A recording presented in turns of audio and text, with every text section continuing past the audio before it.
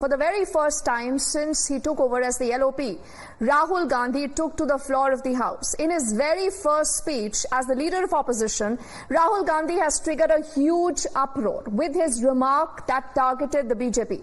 Now, he said that some who call themselves quote-unquote Hindus only talk about violence, hatred and lies. This comment clearly did not go down well with the BJP that was quick to retort, and you had a significant Rahul versus Prime Minister Modi showdown exactly on this issue earlier today. डरो मत, डराओ मत। और दूसरी तरफ शिव जी कहते हैं डरो मत, डराओ मत, अभय मुद्रा दिखाते हैं, अहिंसा की बात करते हैं, त्रिशूल को जमीन में गाड़ देते हैं, और जो लोग अपने आप को हिंदू कहते हैं वो 24 घंटा हिंसा हिंसा हिंसा, नफरत नफरत नफरत, असत्य सत्य असत्य।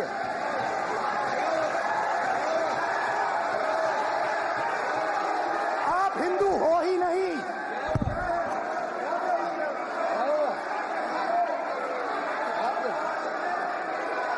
Just get me that picture of Shiva. I'm inside Speaker's office. Hindu धर्म में साफ लिखा है,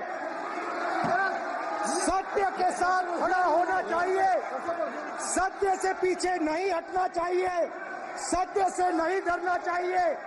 अहिंसा हमारा प्रतीक है। अभय मुद्रा ऐसे कीजिए, अभय मुद्रा।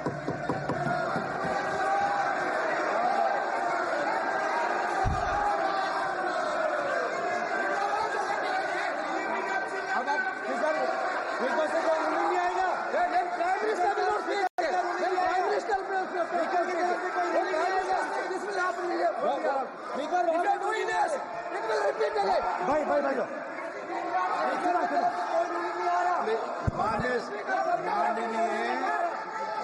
ये आप बात समझिए,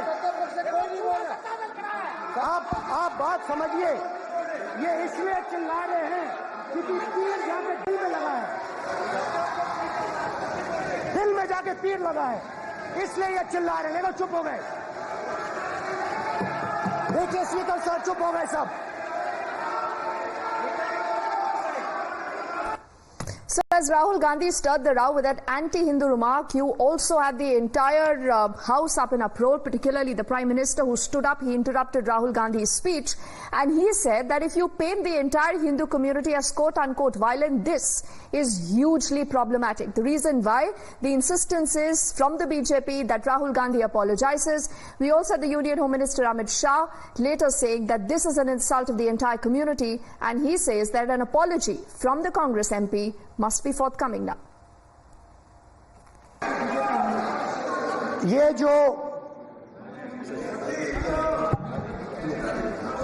विषय बहुत गंभीर है। पूरे हिंदू समाज को हिंसक कहना ये गंभीर विषय है। बीजेपी को आपको नहीं नहीं नहीं नहीं नहीं नहीं, नरेंद्र मोदी जी पूरा हिंदू समाज नहीं है, बीजेपी पूरा हिंदू समाज नहीं है, आरएसएस पूरा हिंदू समाज नहीं है।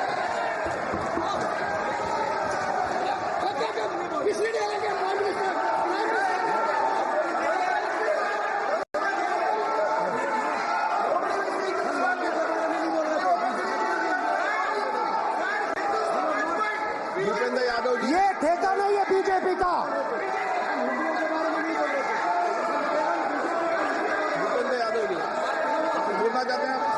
ये सब हिंदू हैं यहाँ पे,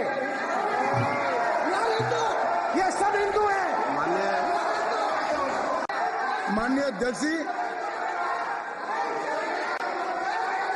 शोर शराबा कर इतने बड़े वाकया को छिपाया नहीं जा सकता। विपक्ष के नेताजी ने कैटेगोरिकली कहा है कि जो अपने आप को हिंदू कहते हैं वो हिंसा करते हैं। मैं फिर से रिपीट करना चाहता हूं, उनका वाक्य था जो अपने आप को हिंदू कहते हैं वो हिंसा की बात करते हैं, हिंसा करते हैं। मान्यवर, इस देश में शायद इनको मालूम नहीं है, करोड़ों लोग अपने आप को गर्व से हिंदू कहते हैं, गर्व से हिंदू कहते हैं। क्या वो सभी लोग हिंसा की बात करते हैं, हिंसा करते हैं? हिंसा की भावना को किसी धर्म के साथ जोड़ना और इस सदन में और संवैधानिक पद पर बैठे हुए व्यक्ति ने, मैं मानता हूं मान्यवर, उन्होंने इसकी माफी मांगनी चाहिए। मान्यवर, मैं उनको एक गुजारिश भी करना चाहता हूं कि इस्लाम में अभय मुद्रा, इस पर इस्लाम के विद्वानों का मत एक बार वो ले ले। गुरु नानक साहब की अभय मुद्रा पर SGPC का मत वो ले ले। और मान्यवर, अभय की बात तो इनको करने का कोई अधिकार नहीं है। आपातकाल में पूरे देश को इन्होंने भयभीत करा है, लाखों लोगों को जेल में डाला है। और आतंक, वैचारिक आतंक अगर कभी था, वैचारिक आतंक कभी था तो आपातकाल के वक्त था। और मान्यवर, दिल्ली में दिन दहाड़े हजारों सिख भाइयों का कत्लेआम उनके शासन में हुआ। आज वो भय की बात कर रहे हैं। मान्यवर, मेरा आपसे आग्रह है कि श्री राहुल गांधी, नेता प्रतिपक्ष, पहला भाषण होने के बावजूद माफी मांगनी चाहिए, न केवल सदन, पूरे देश की माफी मांगनी चाहिए। We also have our colleague Niyamika who's joining us live right now, and she does track the Congress party closely for us. Niyamika, for the very first time when Rahul Gandhi takes to the floor of the House as the LOP, many would say that the expectations were huge. Now, how do you assess what has happened in the last few minutes? Rahul Gandhi taking that full frontal attack against the centre when it comes to Hindus, going on to say that they are violent. The Prime Minister interrupts that speech. Amit Shah also says that this is an unwarranted comment. Has Rahul Gandhi missed the bus in the first opportunity, or you believe that this was the actual plan to put the BJP and the centre on the back foot?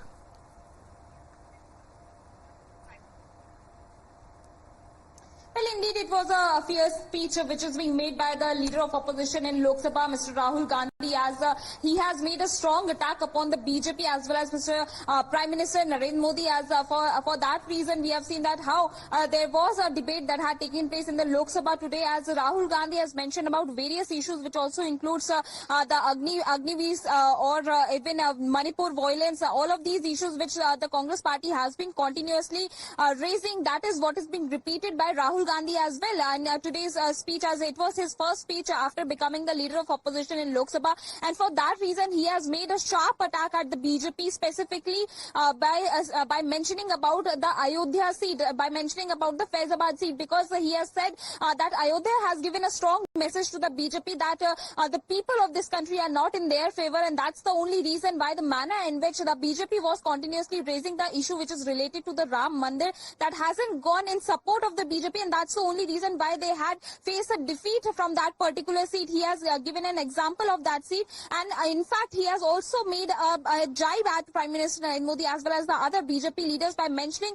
that they are just trying to create fear amongst the people, and that has completely failed in these elections, and that's the only reason why people are now coming out in open. They are making statements, they are giving statements. He has also said that not just amongst the people of this country, in fact there is a fear within the BJP leaders as well. He has mentioned that when he had entered the parliament, at that point of time Mr. Rajnath Singh, who is the Raksha Raksha Mantri as well as the Union Minister Nitin Gadkari. All these leaders have, feeling not really secure while speaking to Rahul Gandhi, and that's what he has given an example by saying that there is a fear amongst the BJP leaders as well. However, there is a backlash which has come after Rahul Gandhi had mentioned that those who calls themselves Hindu, they are speaking about the violence, they are making fear amongst the people of this country, and that point of time, it is the Prime Minister Narendra Modi who had raised his voice, and he has. But Niyamika, many would say that when it comes to the entire issue of mixing Hinduism with violence and